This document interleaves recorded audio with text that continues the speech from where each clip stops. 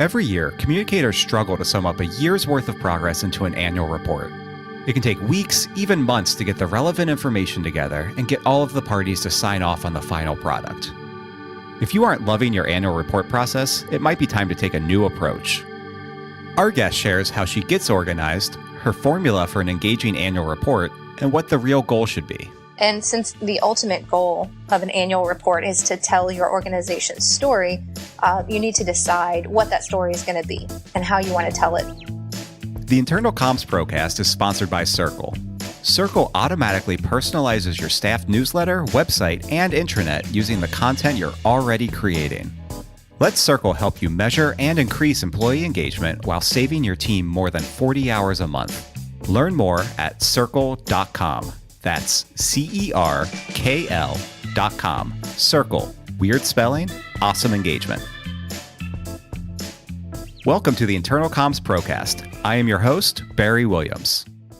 This episode's guest has the annual report process down pat, turning a 17-page annual report around in just a few days.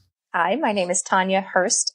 I lead the internal and external communications team at TriHealth in Cincinnati, Ohio. I've been with TriHealth for about 3 years. Everything I know through experience.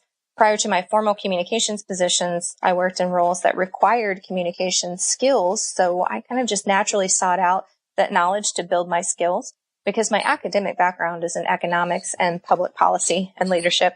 That being said, I do want to say I have great respect for those who have pursued a communications degree because it's a serious profession that we work in that requires a depth of knowledge in a broad range of skills that you wouldn't first associate with communications, like human psychology. Everyone thinks that communications is easy and that anyone can do it, just like we all sort of fancy ourselves as runners. But how many of us are actually running in the Olympics? I believe that communications professionals are like the Olympians of communicators, professionals with highly adapted skills that achieve results. Tanya's organization, TriHealth, is a full-service, not-for-profit health system that provides a wide range of clinical, educational, preventative, and social programs at 130 care sites throughout the greater Cincinnati area. TriHealth is the fourth largest employer in the city of Cincinnati, with approximately 11,500 team members. TriHealth has won many accolades for their culture and work environment. Like many healthcare systems, TriHealth has a diverse, busy employee audience, and their full attention cannot be taken for granted. I think the biggest challenge is and has always been the same challenge, getting your audience to pay attention.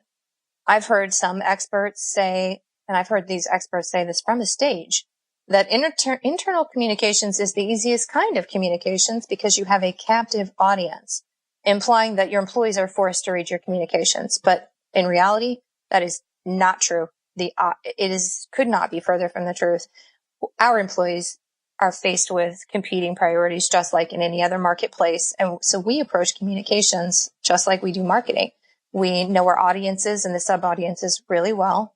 We create short, relevant content. But the most important thing is knowing when not to communicate so that we keep our channels clear and as clean as possible. I think communications internally can be overdone if you're communicating too much, the wrong information, and to the wrong audience. And no, they are not captive. That is not guaranteed. When embarking on a big communication push, like an annual report, Tanya and her team put the audience front of mind to keep the focus on the right things. The TriHealth internal comms team operates like an internal agency, and they consider their annual report to be an employee-facing brag book to elicit pride and joy for their staffers. We like to start every communication by considering the audience first. So our annual report, the one we're talking about today, is our brag book, so to speak. We have other versions of the annual report that are graphs and numbers and spreadsheets that are for like our rating agency and our board of directors. That's not what we're talking about today. So our brag book is really for our internal stakeholders, like our team members and our physicians. We want them to know all the great work that TriHealth is doing and the progress that we're making on the work that we've asked them to do over the past year. So like I said before, we think of this version of our annual report as the brag book everything great that we've done at TriHealth in the last year. So when we show this to the audience, we want them to feel really proud, very proud of the work they've done, how they've contributed to our success. And we want them to feel like they're a part of something larger than just their individual job or themselves in their own department. So we're really hopeful that they'll love it. They'll see that we're doing great work and that they're a part of it. Almost every major department in TriHealth is represented in the annual report. And we have relationships with all of those departments that are ongoing. They've been established years ago. And we have a service model at TriHealth that allows my team and I to work with our departments like an agency-client relationship. So we're operating just like a small business inside of a business, our communications team. So customer relations and their satisfaction is very important to not only our department, but all business services at TriHealth. So we have the process we follow and a survey that all of our business partners take twice a year to rate us on how we're doing. So we place a high value on those relationships. The content of the TriHealth annual report is fresh each year, but a tried and tested formula helps keep Tanya and her team meeting their goal of celebrating the growth of their organization. Here's what's inside. So we started out with a letter from the CEO, thanking everyone for all of their hard work and everything they've done over the last year. Our CEO will talk about some of the wins that we've had and his vision for the future. And again, closing with thank you. We appreciate you so much. Keep up the great work. We do a look back, look ahead, and this measures our progress and charts out the future. We share our wins. So we have several different awards that we win each year, but there are a few things that really rise to the top. So we'll share 4 to 6 of our major wins for the year. We do a culture overview to reinforce the evolution of our culture that we've been working on over the past few years. We have a large section dedicated to team member appreciation. So this is where we're going to talk about and show videos and photos of all of the events that we've done over the last year for our team members. We do an overview of major program launches like our diversity initiative and high reliability work. We cover physician engagement and team member engagement. We do system expansion news. So if you have new locations or new facilities that have come online. And then the last piece, which I feel like is probably universal for everyone, would be a metric review. So we're going to look at everything we've measured over the last year. And for us, we report on engagement scores for our physicians and our team members, HCAHPS and CGCAHPS. These are service scores, so our patient satisfaction rates. There's a brief finance report. We do safety and quality metrics. And then lastly, we cover growth measures, how we've seen an increase in admissions, RVUs, surgeries, etc. So the part I dread about the annual report is deciding what content goes in and what's not going to make the cut. And all of the work that we do is fantastic in TriHealth. And I really want to honor all of, our 12,000 plus team members who are working so hard every day and our 800 physicians. But if I put every single thing in a report that every person did, we'd have a report that was 1,000 pages long. So the tough part is deciding what goes in, but the part I dread is telling the people who wanted their content to go in but didn't make it, telling them that they didn't make it in that year. That can be tough.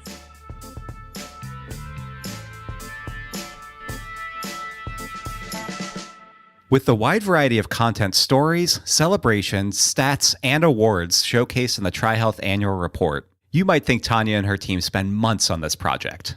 Wrong. Thanks to excellent planning and organization, Tanya says her team spends only 2 or 3 days putting together their 17-page annual report. For us, starting early is a waste of time. I know that sounds like non-conventional wisdom. We do collect the pieces, but the story and the theme of the report comes together depending on where we're at in the culture and the mood of the organization at the time. So we, in the past, had laid out a report and then it got completely scrapped because it wasn't the direction that leadership wanted to take the report.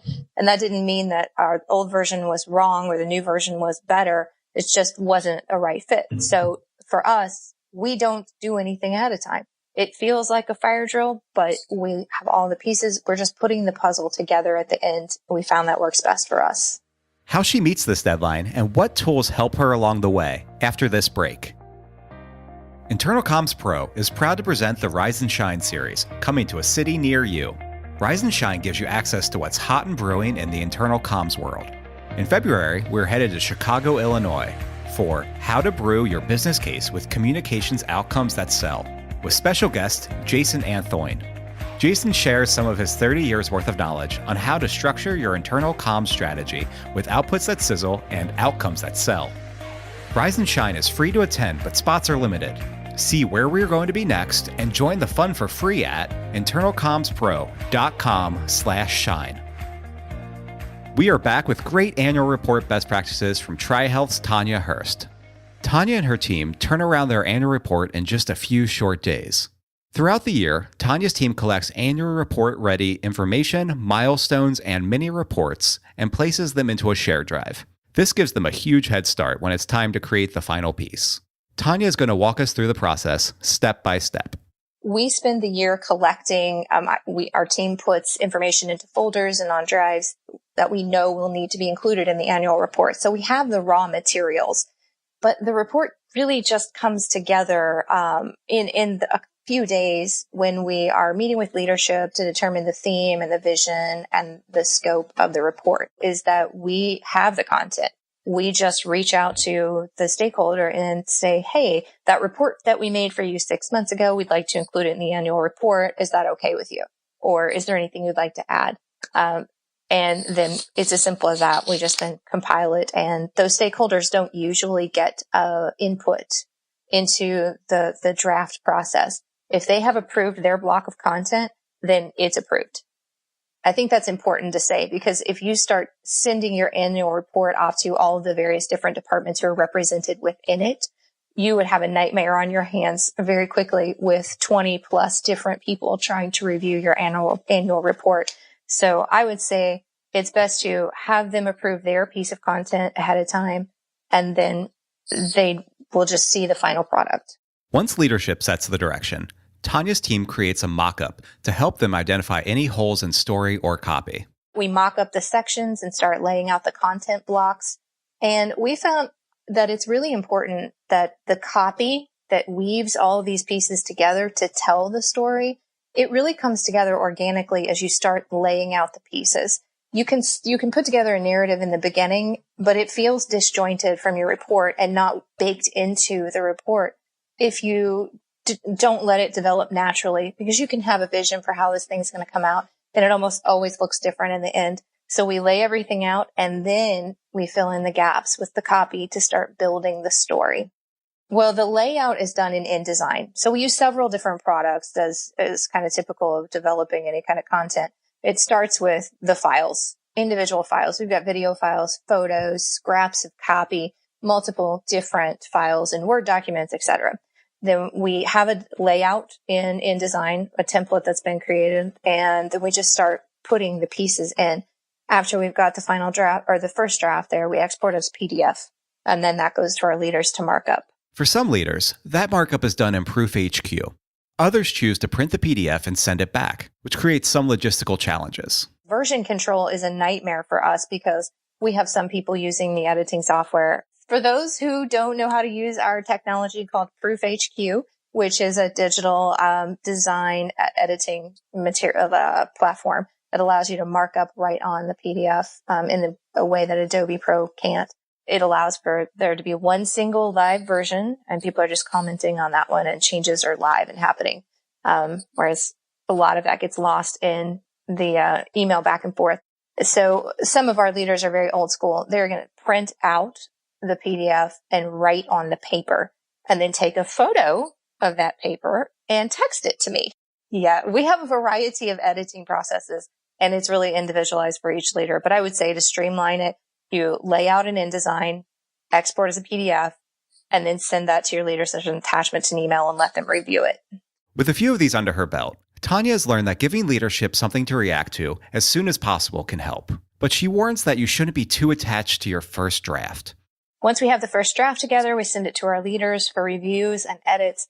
And as is typical in our world, the first draft will likely get blown to bits. So be prepared for that. All your hard work is going to feel like it was for nothing, but not really. You just edit and revise. Because of the design-heavy nature of the TriHealth annual report, Tanya and her team utilize agency help with the creative layout pieces. We do create pieces of it, but because our timeline has been so tight, especially this past year, we've relied on an agency to help us put everything together. We just didn't have the manpower on our team to lay everything out because our report is 17 pages long this year, but it's very, very heavily designed. It's not just pages and pages of stuff.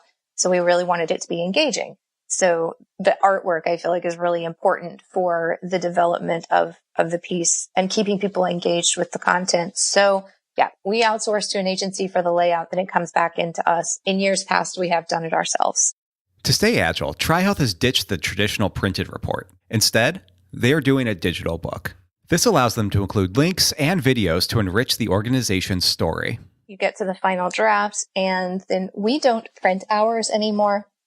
It became too cumbersome, and our report is very long. So instead, we use a digital book. We use a product called Page Turn Pro, and there are several of these kind of products on the market. So just find one that works for you. They're inexpensive. You load all your PDFs on it, and then it allows you to virtually turn pages, link to videos, and that kind of thing.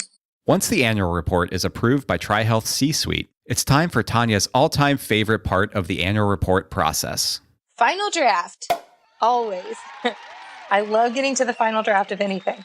Tanya says her annual report feat wouldn't be possible without the support of her fantastic team. By the way, I want to give a shout out to my awesome, awesome team.